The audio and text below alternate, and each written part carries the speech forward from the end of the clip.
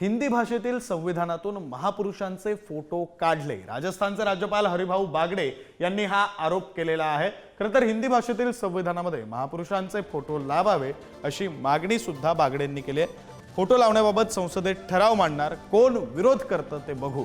बाबासाहेबांनी लिहिलेल्या संविधानाच्या मूळ प्रतीत महापुरुषांचे फोटो आहेत असेही बागडे म्हणाले।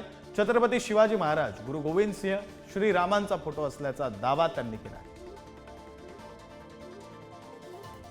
बाबासाहेबांनी जे संविधान लिहिलं पहिलं त्याची कॉपी इंग्रजीत होती आणि ते छापलं ते नाशिकच्या जेलमध्ये। इंग्रजीचं हिंदीत भाषांतर जे केलं तो इथल्याच त्या छापखान्यात असलेला वैद्य नावाचा एक जण होता, त्याने ते भाषांतर केलं। वैद्य बाबासाहेबांनी देशाला सादर केली त्या घटनेमध्ये अशी जी तिथं शिवाजी महाराजांचं चित्र होतं, त्या घटनेमध्ये गुरु गोविंद सिंहाचं चित्र होतं, राणा प्रतापाचं चित्र होतं, गौतम बुद्धाचं चित्र होतं, भगवान महावीरांचं चित्र होतं, प्रभू रामचंद्राचं चित्र होतं, नटराजाचं चित्र त्याच्यात होतं।